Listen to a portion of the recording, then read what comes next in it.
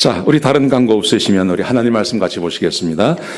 26장인데요. 우리 1절부터 12절까지만 교독하시겠습니다. 좀 길지만 제가 한 절일 거 여러분들이 한 절일 거여서 교독하시겠습니다. 10사람이 기브아에 와서 사울에게 말하여 이르되 다윗이 광야 앞 하길라 산에 숨지 아니하였나이까 하매 사울이 일어나 10광야에서 다윗을 찾으려고 이스라엘에게 택한 사람 3,000명과 함께 10광야로 내려가서 사울이 광야 앞 하길라 산 길가에 진친지라.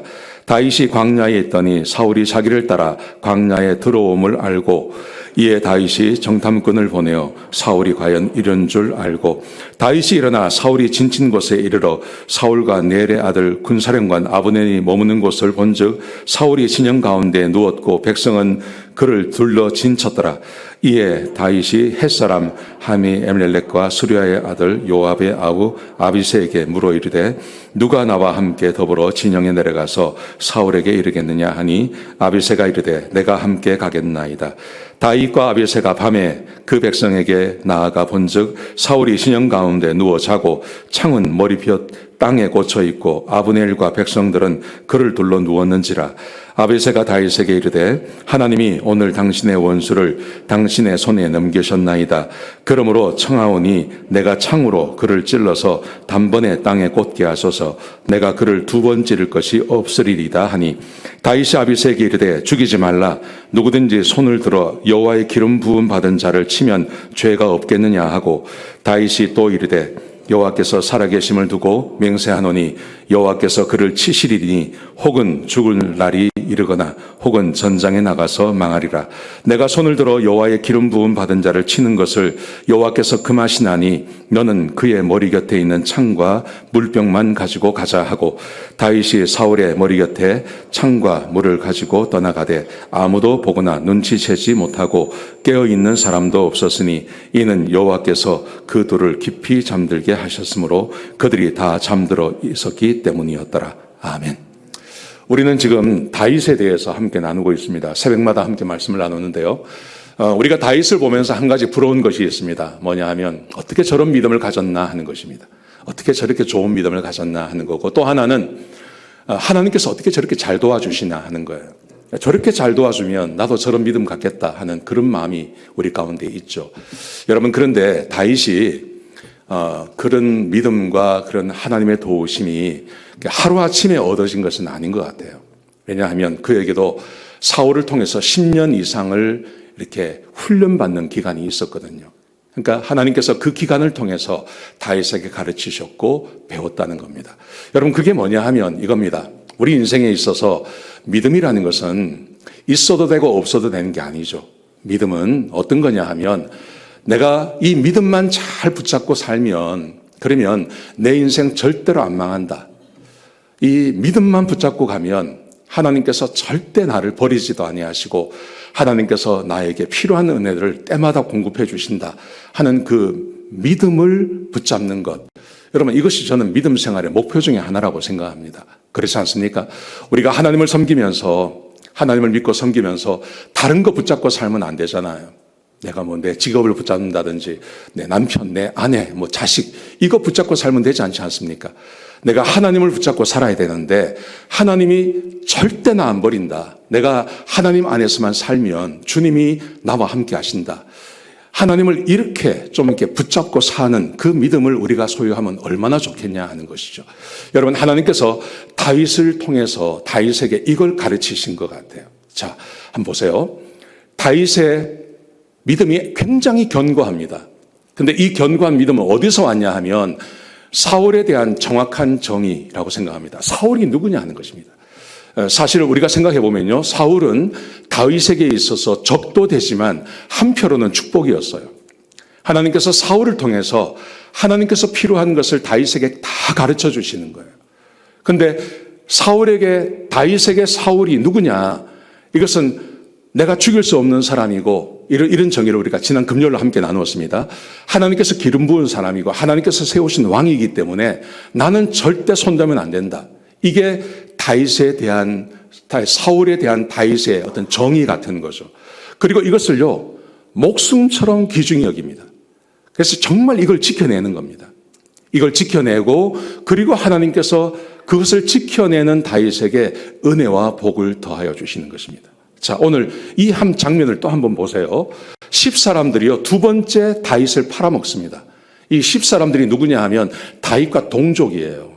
그런데 사울이 두려워서 다윗을 팔아먹는 겁니다. 이렇게 말합니다. 10사람들이 사울에게 와가지고 다윗이 자기 동네에 왔다는 것을 가르쳐 준 겁니다. 그랬더니 사울이 지난번에 그 동굴에 들어가서 자기 살려준 것 때문에 감동받고 내 다시는 죽이지 않겠다 그러지 않았습니까? 근데 그 약속 잊어버리고 또 사람들 3,000명 데리고 와서 다윗을 죽이려고 하는 것입니다. 이걸 보는 다윗이 어떨까요? 마음이 얼마나 착잡하겠습니까? 도대체 이 사울은 언제쯤 끝나나? 나를 언제쯤 그냥 좀 자유롭게 놔줄까? 그런데 아무리 생각해봐도 사울은 자기를 포기하지 않을 것 같아요. 그러니까 둘 중 하나죠. 사울이 죽든지 내가 죽든지. 이게 얼마나 이게 힘들고 어려운 그런 상황입니까? 와서 보니까요, 사울이 사람들 앞에서 자고 있어요. 근데 깨어있는 사람이 한 사람도 없는 거예요. 자, 그랬더니 다윗의 부하 중에 아비새라는 사람이 이 상황을 다 알고 있지 않습니까? 지난번에 살려준 것도 알고 있고 사울이 잘못했다 그러고 네가 이길 거라 그러고 그래놓고 또 잊어버리고 또 죽이려 왔습니다. 그러니까 아비새가 화가 났어요. 이 아비새가 뭐라고 말하냐면 이렇게 말합니다. 다윗에게 이르되 하나님이 오늘 당신의 원수를 당신의 손에 넘기셨나이다. 그러므로 청하오니 내게 창으로 그를 찔러서 단번에 땅에 꽂게 하소서. 당신이 죽이지 마십시오. 당신이 죽이지 않겠다고 하니까 당신은 그냥 가만히 계십시오. 나한테 명령만 하십시오. 그러면 내가 가서 죽이겠습니다. 내가 그를 두 번 찌를 것이 없으리이다. 한 번만 찌르면 됩니다. 그러니 당신은 가만히 계시고 나한테 명령만 해 주십시오. 아비새가 얼마나 분노했으면 이렇게 말할까요? 자, 그런데 다윗은요, 믿음을 포기하지 않습니다. 다윗이 이렇게 말을 합니다. 다윗이 아비새에게 이르되 죽이지 말라. 누구든지 손을 들어 여호와의 기름 부음 받은 자를 치면 죄가 없겠느냐. 그를 죽이는 것은 죄라는 거예요. 이 다윗이 이것을 알고 있는 거예요. 이건 죄라는 겁니다. 어떤 상황이 되어도 죄를 지으면 안 된다는 거예요. 그래서 다윗은 이것을 하지 않겠다고 말합니다. 자, 그러면서 그에게 믿음이 한 가지 있습니다. 단순히 죽이지 않는 게 문제가 아니라 이렇게 말을 합니다. 다윗이 또 이르되 여호와께서 살아계심을 두고 맹세하노니 반드시 이루어진다는 말이죠. 여호와께서 그를 치시리니 혹은 죽을 날이 이르거나 혹은 전장에 나가서 망하리라. 하나님께서 그를 죽이셔. 무슨 말이냐 하면 다 사울이 아무리 나를 이렇게 죽이려고 와도 나 못 죽여. 나 못 죽이고 사울이 죽을 거야. 왜냐하면 하나님께서 그를 치시기 때문에. 그래서 우리가 안 죽여도 돼. 복수는 하나님께 맡기고 우리는 죄 짓지 말자는 거죠. 다윗이 지금 이 믿음을 가지고 있는 거예요. 자, 그러면서요, 한 번 더 말합니다. 내가 손을 들어 여호와의 기름 부음 받은 자를 치는 것을 여호와께서 금하시나니 너는 그의 곁에, 머리 곁에 있는 창과 물병만 가지고 가자. 하나님께서 금하셨다. 이거 죄다. 이거 하지 말자. 그리고 하나님께서 하신다. 걱정하지 마라. 다윗이 이 믿음을 가지고 있는 겁니다. 여러분, 그런데 제가 거듭 말씀드리는 거지만 이거 지금 거의 10년째 지금 도망 다니고 있는 거예요. 10년째 사람이 변하지 않았어요. 우리 같으면 포기할 만도 하지 않습니까? 에이, 모르겠다 그러고 내가 살고 봐야지 하고 죽이지 않겠습니까? 근데 사울은요, 이 다윗은 이 믿음을 포기하지 않는 거예요. 이게 굉장한 거예요. 자, 그래서요, 하나님께서 그와 함께 하시는 것을 보여주십니다. 보십시오. 다윗이 사울의 머리 곁에서 창과 물병을 가지고 떠나가되 아무도 보거나 눈치채지 못하고 깨어있는 사람도 없었으니 이는 여호와께서 그들을 깊이 잠들게 하셨으므로 그들이 다 잠들어 있었기 때문이었더라. 하나님께서 모두를 채우셨어요. 이 말은 하나님이 다윗의 결정을 기뻐하신다는 것입니다. 다윗이 결정한 것이 옳다는 것입니다. 그게 맞다는 것입니다. 여러분, 우리가 이렇게 살면 얼마나 좋을까요? 하나님께서 인정해 주시는 삶을 내가 계속 결정하며 나가는 거예요. 그 삶에 고난이 있겠습니까? 그 삶이 망하겠습니까? 절대 망하지 않는 거죠. 결국은 사울이 이것을 압니다. 그래서 사울도 이렇게 말합니다. 사울이 다윗에게 이르되 내 아들아 다윗아 내게 복이 있을지어다. 내가 큰 일을 행하였고 반드시 승리를 얻으리라. 누구를 향해서요? 자기를 향해서요. 다윗도 사울도 자기가 무슨 말 하는지도 모르면서 막 이런 말 하는 거예요. 자기를 살려줬으니까. 이게 얼마나 복된 삶입니까? 하나님께서 인정하시고 자기의 원수까지도 자기를 인정해주는 이런 삶을 살게 되는 거죠. 여러분, 우리가 여기서 한 가지 볼 수 있는 것은 뭐냐 하면 다윗이 처음에 시작할 때보다 굉장히 믿음이 자랐다는 겁니다. 굉장히 여유가 생겼다는 겁니다. 여러분, 처음에 사울이 죽이려고 한다는 것을 알고 그가 도망갈 때 다윗이 굉장히 두려워해요. 도망가는 걸 굉장히 두려워해요. 그리고 내가 어떻게 하면 살 수 있을까 이런 마음을 가져요. 그런데 지금 거의 짧게 잡으면 한 7, 8년, 길게 잡으면 한 10년쯤 되거든요. 이 기간을 보내면서 다윗이 굉장히 여유가 생겼고 하나님께서 자기를 절대 버리지 아니하시고 하나님께서 자기와 함께 하시며 하나님께서 자기를 부흥케 하실 거라고 하는 그 믿음을 이 다윗이 딱 가지고 있는 거예요. 어떻게 그럴 수 있었을까 하는 것입니다. 다윗의 그 여정을 보시면요. 다윗은 이런 삶을 살아왔습니다. 처음에 하나님께서 다윗에게 기름 부으시죠. 그래서 골리앗을 죽이지 않습니까? 근데 이것 때문에 사울에게 미움을 당합니다. 그리고 사울을 피해서 도망을 갑니다. 처음에 놉당으로 도망가죠. 근데 아히멜렉에게 도망갔다가 이게 발각이 되어서 아히멜렉과 그 모든 제사장들이 다 죽임을 당하지 않습니까? 그리고 모압 왕에게 도망갑니다. 미친 척하고 나오죠.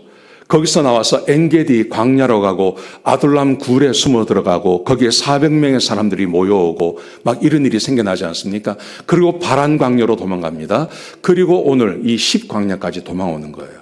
그런데 참으로 감사한 것은 뭐냐 하면 이렇게 사무엘상에서는 이렇게 사건을 쭉 기록해 놓고 있는데 시편을 쓴 다윗이 그 사건들마다 자기의 심정이 어떠했는지 그것을 시편에 다 기록을 해놓고 있어요. 그 기록을 가만히 읽어보면 다윗이 처음에 마음이 어떠했고 다윗이 소중히 지키려고 했던 게 무엇이었고 결국은 하나님께서 다윗을 왜 축복하시는지를 이 시편에 다 기록해놨어요.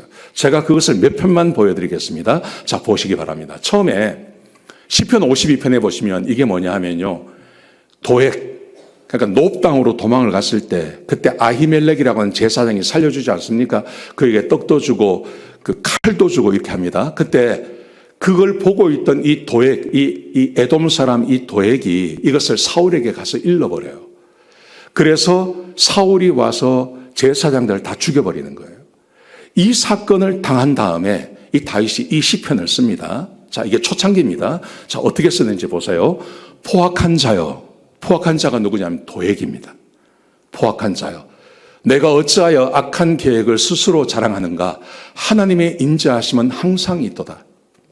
네가 아무리 악하게 해도 하나님의 인자하심이 나를 떠나지 않아. 나는 그 하나님의 인자하심 가운데 살 거야. 이렇게 말해요. 어떻게 그런지 보십시오. 내 혀가 심한 악을 꾀하여 날카로운 삭도같이 간사를 행하는도다.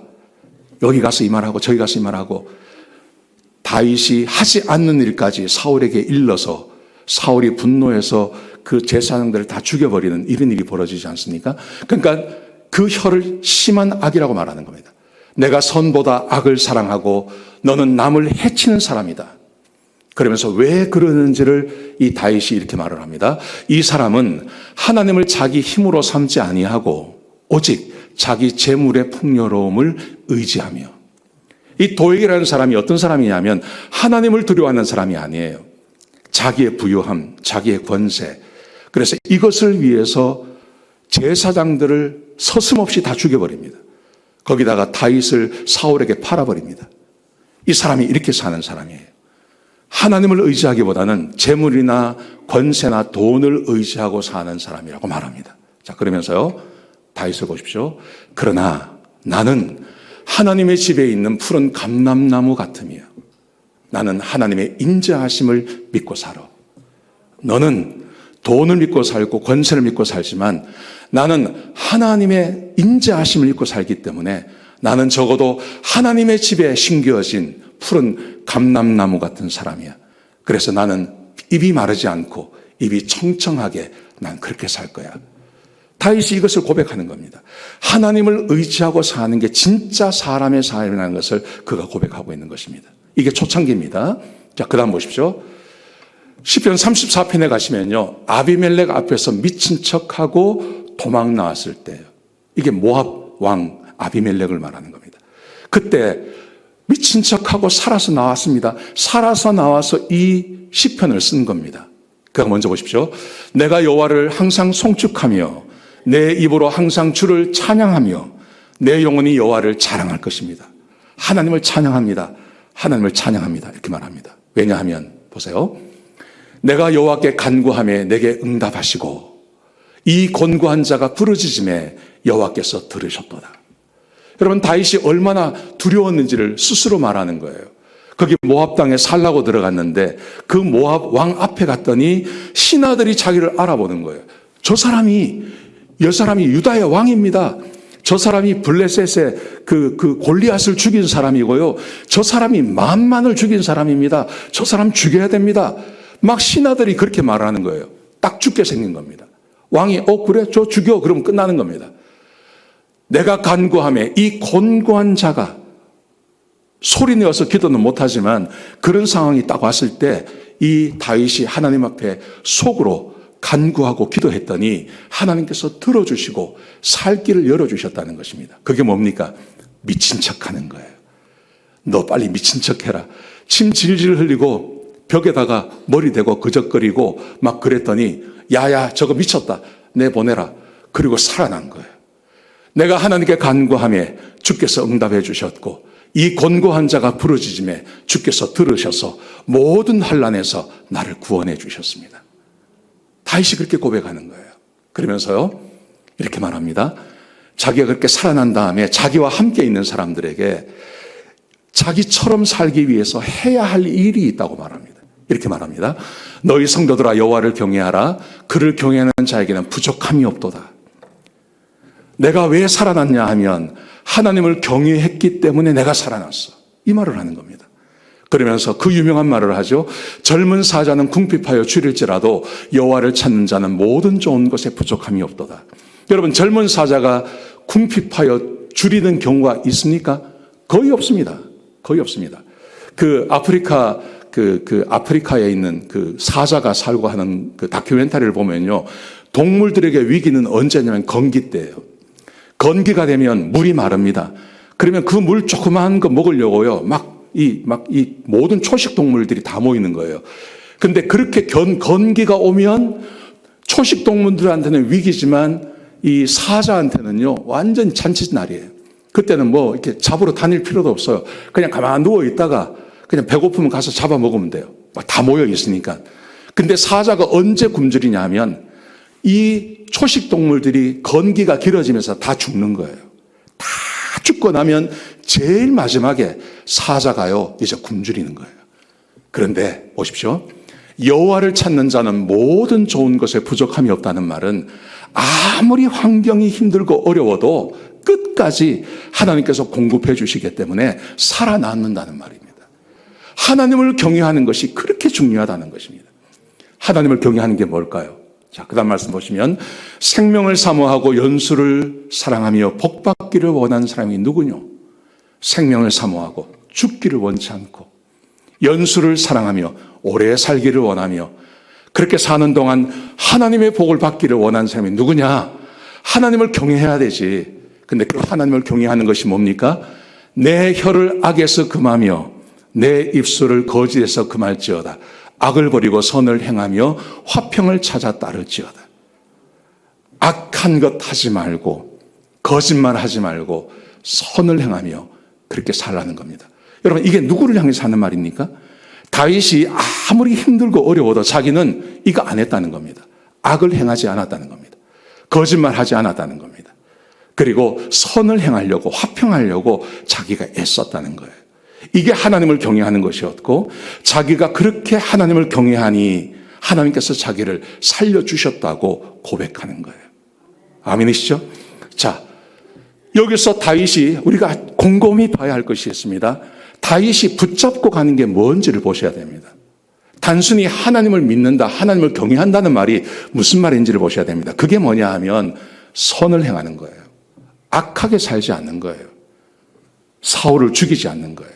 보복하지 않는 거예요. 하나님의 말씀대로 사는 거예요. 그 다음 보십시오. 여호와의 눈은 의인을 향하시고 그의 귀는 그들의 부르짖음에 기울이신다. 하나님의 눈은 항상 의인에게 가 있습니다. 하나님께서 다윗에게 기름 부으셨다고 무조건 응답하시는 거 아니란 말입니다. 그게 아니라 하나님은 의인을 바라보십니다. 이렇게 고백하는 거죠. 자, 시편 57편을 보시면 다윗이 사울을 피해서 굴에 있을 때인데 이게 엔게디 아마 광야에 있을 때입니다. 그러니까 이것은 사울이 굴에 들어와서 사울의 옷을 베기 전인 것 같아요.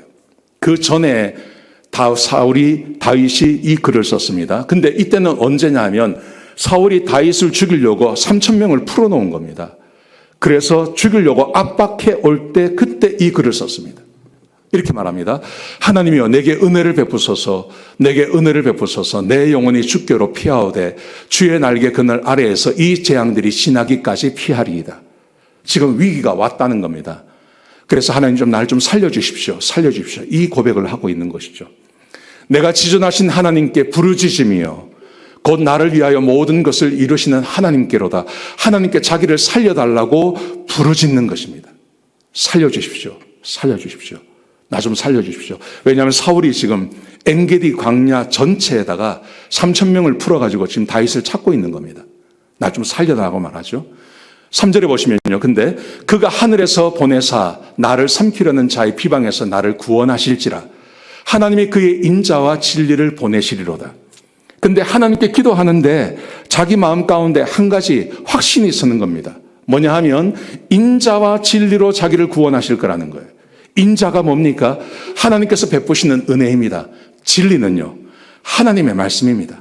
하나님의 말씀에 순종하고 선을 행하며 악을 행하지 아니하고 보복하지 않고 그렇게 도망다니는 자기, 하나님의 말씀 때문에 그런 거죠. 하나님의 말씀에 순종하느라고 진리를 지켜내는 것입니다. 그 진리와 함께 자기에게 인자를 베푸셔서 자기를 구원하실 것을 확신하는 그 마음이 자기 마음 가운데 생겨나는 거예요. 아멘이십니까? 지금 다윗에게 이 마음이 생겨나는 거예요. 그래서 보십시오. 내 영혼이 사자들 가운데서 살며 내가 불사르는 자들 가운데 누웠으니, 지금 자기가 사방에서 조여오는 그 사울의 그 군대에 의해서 자기는 지금 사자들 가운데 누워 있는 것 같습니다. 그 다음 말씀해 보시면요, 자기가 그 그물에 쌓여 있는 것 같습니다. 이렇게 고백합니다. 자, 그런데 그 다음 말씀해 보시면 그 유명한 말씀이 나오는 거예요. 하나님이여 내 마음이 확정되었고 내 마음이 확정되었사오니 내가 노래하고 내가 찬송하리이다. 내 마음이 확정되었습니다. 뭐가 확정되었을까요?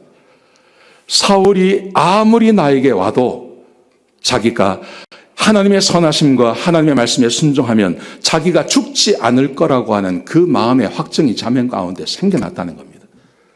내가 안 죽어. 내가 하나님의 말씀을 따라 살면 나 절대 안 죽어. 이 믿음이 자기 마음 가운데 생겨났다는 것입니다. 그래서 내 영광아 깰지어다. 영광이라는 말은 영혼을 말하는 것입니다.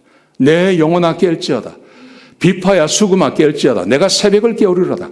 아무리 깜깜하고 힘들고 어려울 것 같아도 내가 하나님의 말씀, 진리의 말씀을 붙잡고 내가 복수하지 아니하고 내가 사울을 직접 죽이지 아니하고 그를 해치지 아니하고 내가 그렇게 살기로 다짐하고 살아가면 하나님이 나를 살려주셔. 새벽이 깨어져. 금방 빛이 올 거야. 이 고백을 하고 있는 거예요.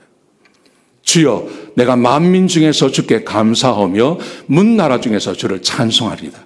그렇게 살려주시면 내가 하나님을 찬양하고 주의 이름을 높여드리겠습니다. 이 사건, 이 고백을 한 다음에 다윗이 자기가 숨어있는 그 동굴로 들어오는 거예요. 그리고 그의 옷자락만 딱 자르는 거예요. 그걸 자르고도 마음의 마음의 양심에 막 가책이 되어가지고 어찌할 줄 모르지 않습니까? 아멘이십니까? 이해가 되세요? 하나님께서 살려주시는 거예요. 시편 63편은요, 유다 광야라고 되어 있어요. 근데 유다 광야가 이게 어디냐면 지금 이 십광야를 말하는 거예요. 지금 이 사건. 사울이 자기를 죽이려고 3,000명이 오지 않습니까? 근데 이 사건이 있을 때 이것을 썼다고 보는 거죠. 자, 보십시오. 하나님이여 나는 주는 나의 하나님이시라. 내가 간절히 주를 찾되 물이 없고 마르고 황폐한 땅에서 내 영혼이 주를 갈망하며 내 육체가 주를 앙모하나이다. 또 무서운 거예요. 다윗이 또 무서운 겁니다. 사울이 3,000명 가지고 광야로 쫓아오니까 이 다윗이 또 겁이 나는 겁니다. 그래서 하나님, 내가 물이 없고 마르고 황폐한 땅에서 내 영혼이 주를 갈망합니다. 하나님, 나 좀 살려주십시오. 나 좀 살려주십시오. 하나님께 살려달라고 고백하는 거예요. 자, 그랬더니요, 그 다음 보세요. 골수와 기름진 것을 먹음과 같이 나의 영혼이 만족할 것이라. 그런데 갑자기 자기의 영혼에 두려움이 물러가고 마치 맛있는 음식, 골수와 기름진 것을 먹은 것 같이 그렇게 자기 영혼이 든든한, 막 배가 부르고 만사가 걱정이 하나도 안 되는 그 든든함이 자기 영혼 가운데 확 찾아왔다는 말이에요. 어떻게 그랬냐면 보세요. 내가 나의 침상에서 주를 기억하며 새벽에 주의 말씀을 작은 소리로 읊조릴 때 하오리니. 자기가 두려움 가운데 하나님 앞에 하나님 나 좀 살려주십시오. 사울이 또 쫓아왔습니다. 그렇게 기도하다가 새벽에 하나님의 말씀을 묵상하는 것입니다. 하나님 말씀을 기억하고 주님을 기억하며 주께서 말씀하신 것을 작은 소리로 읊조리며 하나님, 내가 보복하지 않겠습니다. 내가 죽이지 않겠습니다. 내가 이 사람에게 그렇게 하지 않겠습니다. 내가 하나님 말씀대로 내가 살겠습니다. 그렇게 하겠습니다. 그렇게 말씀을 읊조리는데 그 순간에 하나님께서 그에게 영혼의 만족하심을, 영혼의 평안함을 그에게 확 부어주시는 거예요. 아멘이세요? 네, 이 은혜를 지금 이 사람이 받은 거예요. 그래서 보세요. 주는 나의 도움이 되셨습니다. 내가 주의 날개 그늘에서 즐거이 부르리이다. 나의 영혼이 주를 가까이 하리니 주의 오른손이 나를 붙드시거니와. 하나님께서 그걸 딱 붙잡아 주시는 거예요. 여러분, 그러니까요, 지금 아까 보신 것처럼 다윗이 그냥 아비새라는 사람 한 사람 데리고 다윗의 적진까지 그 안까지 들어가는 거예요. 하나님께서 그에게 담대함을 딱 주시는 거예요. 내가 죽지 않는다고 하는 그 마음을 그에게 딱 부어주시는 거예요. 그래서 보십시오. 나의 영혼을 찾아 멸하려 하는 그들은 땅 깊은 곳에 들어가며 나를 죽이려고 하는 그 사람이 도로 죽게 돼. 칼의 세례에 넘어져 승냥이의 먹이가 되리이다. 그 사람들이 죽게 될 거야. 여러분, 이런 과정을 지나오는 겁니다. 여러분, 그런데 우리가 처음부터 다윗이 어디에 마음을 두고 있죠? 하나님의 말씀에 순종하고 하나님을 바라보는 거예요. 하나님의 말씀에 순종하는 거예요. 사울을 자기가 죽이지 않겠다고 하는 거예요. 사울에게 자기가 복수하지 않겠다는 거예요. 이거를 생명처럼 소중히 여기는 거예요. 끝까지 이 말씀을 붙잡는 거예요. 엔게디 동굴에서도 이 십광야에서도 하나님, 내가 하나님 말씀대로 내가 살고 내가 사울에게 내가 보복하지 않겠습니다. 내가 사울을 내 손으로 치지 않겠습니다. 그걸 붙잡고 하나님께서 나를 살려주실 것을 내가 믿습니다. 이 말씀을 붙잡고요, 끝까지 가는 거예요. 그래서 하나님께서 그에게 은혜를 베풀어 주시는 거예요. 아멘. 여러분, 이거를 정말 잘 생각하셔야 됩니다. 왜냐하면요, 다윗에게는 사울이라고 하는 그 벽이 있어요.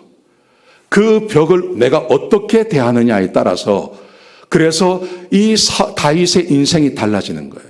그렇지 않습니까? 그런데요, 제가 지난 금요일 날 말씀드린 것처럼 우리는 사울 같은 사람이 별로 없습니다. 누가 그렇게 나를 막 10년, 20년 따라다니면서 나를 죽이려고 하는 사람이 없지 않습니까? 그런데 하나님 안에서 우리가 올바른 관계를 맺으며 살아가야 할 사람은 분명히 있는 거예요. 제가 그래서 지난 금요일 날 그걸 우리 부부 사이라고 이야기를 드렸습니다. 부부 사이.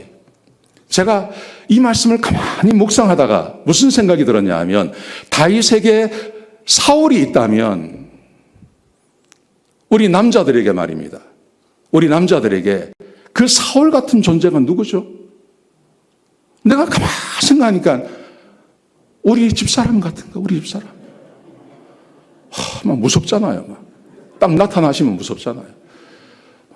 막 웃으면서 오면 좋은데 인상 한번 확 쓰시면 왜 저러시나 막 무섭잖아요, 막. 그죠? 그러니까 이 부인은 뭐 어떻게 할 수가 없는 거예요. 어떻게 할 수가 없는 거예요. 그래서 내가 아무리 생각해봐도 내한테 사울이 누굴까? 가만 생각해 보니까 와, 이거 혹시 우리 만하님 아닌가? 막 이 생각이 확 드는 거예요. 여러분, 실제로 말입니다. 우리 부부 사이 안에서 우리 안에 직접적인 사울 같은 존재는 없지만 그 관계가 잘못되어져서 이 삐뚤어진 관계 때문에 막 가정이 어렵고 자녀들이 어렵고 이런 상황이 우리 가운데 있을 수 있거든요. 하나님께서 다윗에게 사울은 내가 기름 부은 종이니까 너 치지 마. 네가 직접 하지 마. 내가 할 거야. 그렇게 하나님께서 말씀하신 것처럼 우리 부부 안에서 우리 부부에게 하나님께서 우리에게 말씀하신 게 있는 거예요. 그렇지 않습니까? 아내들에게 이렇게 말합니다. 아내들이여 자기 남편에게 복종하기를 주께 하라.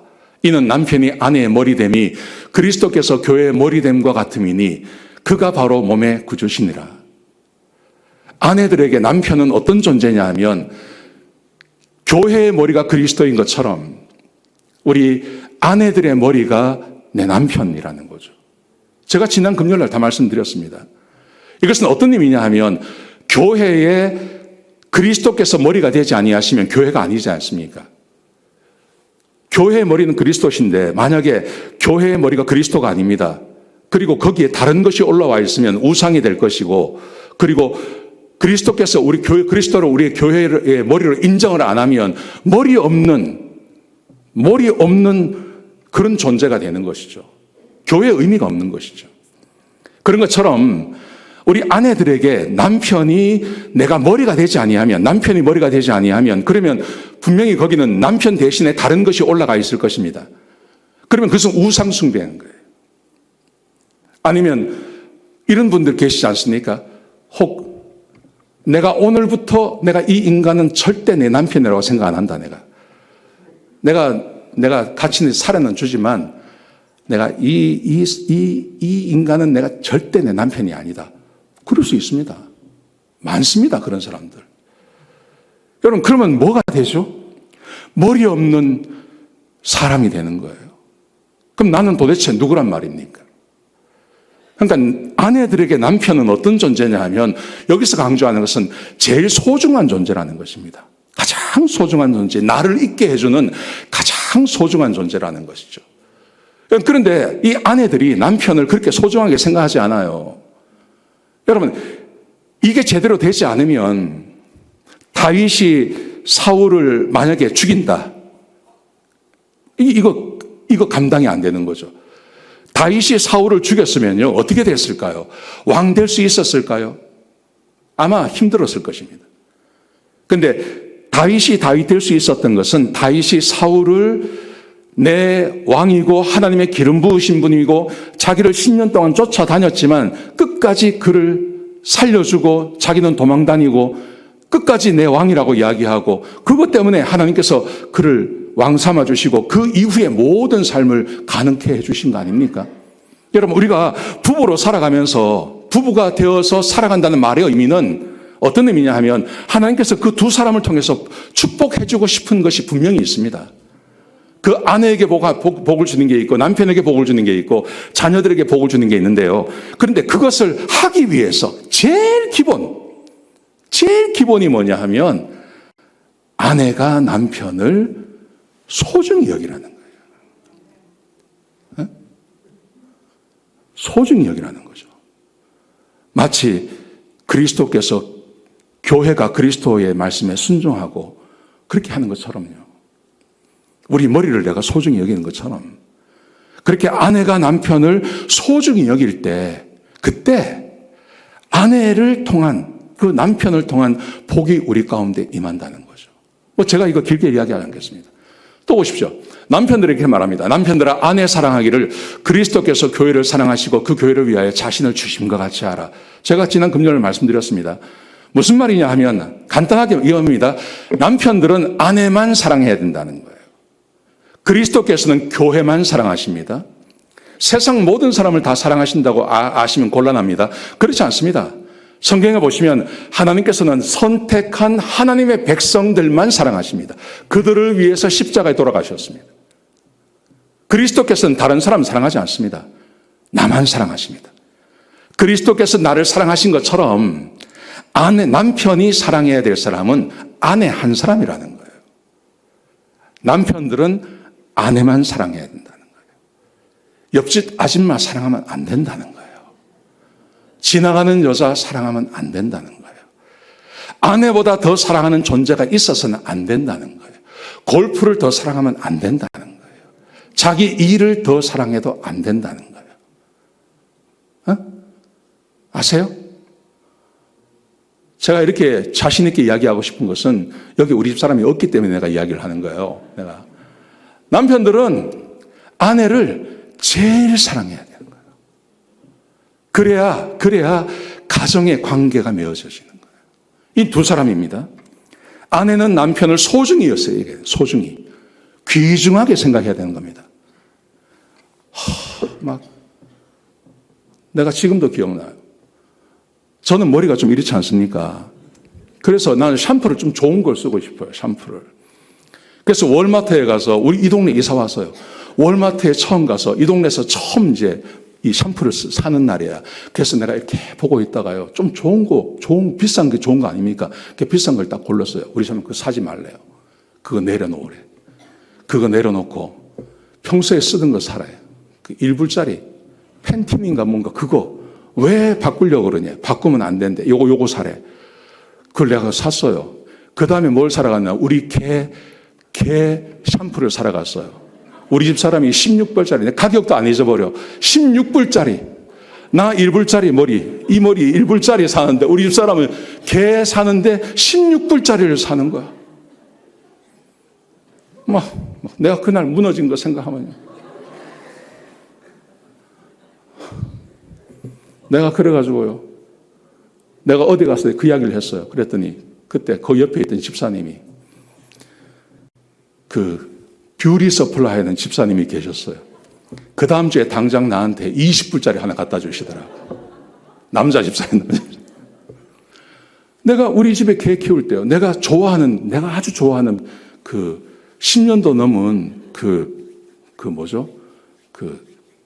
수건이 있어요. 수건. 이 수건인데요. 내가 왜 좋아하냐면 그 수건은 내가 무지하게 빡신 거예요. 그래가지고 이거는 아무리 닦아도 이거는 헤어지지가 않아. 그래서 이걸 내가 한 10년 썼거든요. 난 그건 너무 좋아하거든요. 어느 날 그게 싹 사라진 거예요. 없어진 거예요. 가보니까 우리 개가 깔고 앉아있는 거예요. 말도 못하고. 내가 확신이 있는 거야. 우리 사람은 나보다 개가 더 좋은 모양이다. 그 확신이 있는 거야. 그러면 진짜 남편들이요. 가슴이 무너지는 거예요. 그죠? 그렇지 않습니까? 남편들 그렇지 않습니까? 말을 못해서 그렇지. 그러니까 아내는 남편을 소중히 여기고 남편은 아내를 사랑하라는 거예요. 이 두 관계가 가정에서 이루어질 때 그때 하나님께서 이 가정을 통해서 주시는 하나님의 은혜를 하나님께서 주신다는 거예요. 아멘? 예. 하나님이 이거 주시는 거예요. 이거 얼마나 소중한지 모릅니다. 여러분, 그런데 이걸 안 하고 자꾸 다른 거 하는 거예요. 이게 기본적인 게 안 되는데 다윗이 사울을 왕으로 생각하지 않고 죽이려고 쫓아다닌다고 생각해 보십시오. 그 다음에 하나님께서 다윗에게 주시려고 했던 그 많은 것들이 따라오겠습니까? 안 따라옵니다. 지금 어쩌면 우리 가정 가운데 하나님께서 두 사람을 한 가정이 되게 하시고 하나님께서 두 사람에게 주시려고 했던 그 많은 것들 있지 않겠습니까? 복이 있지 않겠습니까? 그 복이 지금 계속 미루어지고 있는지도 모르는 거예요. 남편이 아내를 사랑하고 남편이 아내만 사랑해요. 아내만 사랑하고 아내가 남편을 귀중히 여기고 요 관계를 이게 진짜 어려운 거 아닙니까? 이게 얼마나 어렵습니까? 근데 이걸 다윗이 10년을 했다니까요. 다윗이 이 훈련을 10년을 받는 겁니다. 그리고 왕이 되는 겁니다. 우리 가정 안에서 아내가 남편을 정말 소중히 여기고 그리고 남편이 아내만을 사랑하고 이 두 관계 안에서 딱 자리를 잡으면 저는 확신해요. 하나님께서 그 가정에게 주시고자 하는 하나님의 복과 은혜가 끝없이 기도하는 것마다 응답하시고 축복하신다고 저는 믿습니다. 아멘이시죠? 예. 거기다가 한 가지 더 생각해 보십시오. 자, 보십시오. 부부 관계만 좋아진다고 다 되는 건 아니지 않습니까? 우리는 부부 관계도 있지만 교회 오면 우리 성도들의 관계도 있지 않습니까? 아무에게도 악을 악으로 갚지 말고 모든 사람 앞에서 선한 일을 도모하라. 할 수 있거든 너희로서는 모든 사람과 더불어 화목하라. 이거죠. 뭐냐 하면 교회 안에서는요, 원수가 없어야 되는 거예요. 교회 안에서는 원수가 없어야 되는 거예요. 부부 관계도 좋아야 되지만 교회 안에서 서로 사랑하고 서로 상처 줘. 가까이 오니까 상처 줄 수 있는 겁니다. 여러분, 멀리서 보면요, 다 아름다워요. 우리 요 산 있지 않습니까? 멀리서 보면요, 요즘 파랗지 않습니까? 얼마나 멋있어요. 근데 그 산의 안에 들어가 보세요. 웅덩이도 있고요, 똥도 있고요. 엉망진창이에요. 들어가 보면 그런 거예요. 잔디밭이 아무리 아름다워 보여도 멀리서 보면 아름다운 거지만 가까이 가보면 거기에 막 별게 다 있지 않습니까? 그런 것처럼 우리 교우들이 멀리서 보면 좋아 보이는데 이제 시간이 1년, 2년, 3년, 4년 흠이 다 드러나요, 여기는. 그래서 거기서 원수가 되는 거예요. 성도들이 서로 원수가 되는 거예요. 그리고 교회를 떠나는 거예요. 여러분, 이것은 부부 관계가 소중한 것만큼 이것도 정말 소중한 것입니다. 성도들 안에 서로 다투고 서로 원수 맺고 하는 거 없어야 됩니다. 이거 정말 하지 말아야 되는 겁니다.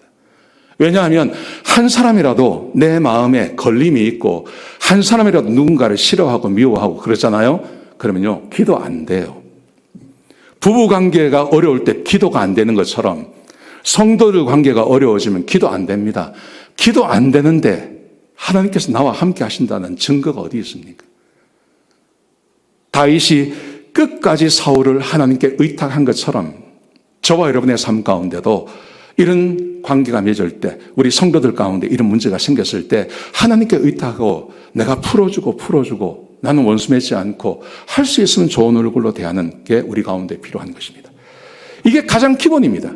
이게 기본입니다. 기본 중에 기본입니다. 여러분, 이게 이루어지면 이게 딱 자리를 찾고 내가 내 남편을 귀중히 여기고 내 아내만을 사랑하고 그리고 성도들과 좋은 관계 가운데 내가 살아간다. 이게 기본 중에 기본인데 이게 딱 이루어지고 나면요, 어떻게 되어지냐 하면 자신이 있는 거예요. 아무리 힘들고 어려운 일이 와도 내가 내 남편 내가 존중하지. 그리고 내가 성도들과 잘 지내지. 괜찮아. 이거 금방 지나갈 거야. 그 마음이 딱 생기는 거예요. 아멘이세요? 지금은요, 여러분은 관심이 없으시겠지만 지난 일주일 동안요, 미국 내에서 헬기 사고가 2번이 있었어요. 그래서 켄터키에서 헬기 2대가 야간 비행하다가 둘이 부딪혀가지고요, 9명이 죽고요. 그리고 알라바마에서는요, 우리 애가 근무하는 데서 비행기가 왔다가 돌아가다가 뭐가 잘못되어서 떨어져서 2명이 죽었어요. 지난주에 그게 2 사건이 벌어진 거예요. 내 마음이 얼마나 답답하겠습니까? 왜 그걸 한다고 거기 가가지고 지금 그러고 있냐고. 내 속이 다 죽겠는데. 그런데 이게 두려움이지 않습니까? 근데 이제 내가 체크하는 게 그거죠. 내가 우리 성도들하고 잘 지내고 있나? 내가 우리 집 사람하고 잘 지내고 있나? 만약에 여기에 문제가 없으면 두려워할 거 없다. 이게 되는 거예요. 근데 내가 우리 집 사람하고 관계가 안 좋아. 그러면요, 이 두려움이 증폭이 됩니다. 꼭 그래서 그런 문제가 생긴다는 말은 아닙니다. 그런데 이 두려움이 증폭이 되는 거예요. 막 꼼짝을 못하게 만드는 거예요. 사울이 그랬습니다. 그러니까 우리가 이렇게 믿음 생활하면서 오늘 다윗이 그 시편을 써나가면서 담대하게 딱 담대함을 지킬 수 있는 이유는 적어도 자기는 하나님 말씀 안에서 사울을 대하는 태도를 가지고 이야기하는 거예요, 계속. 그러니까 우리 하나님께서 우리에게 명령하신 대로 부부가 서로 화목하게 지내고 이 문제가 없으면요. 그리고 성도들 간에 화목하게 지내는 게 내 안에 있으면 어떤 게 와도 괜찮아. 이거 지나가. 괜찮아. 하나님께서 나 절대 안 버려. 하고 담대하게 그렇게 지낼 수 있는 거예요. 아멘이시죠? 아시겠죠? 예. 그래서 부부관계, 그 다음에 성도관계. 이게 오늘 이 본문이 우리에게 주고 있는 교훈입니다. 이겨내시는 주의 이름으로 축복합니다.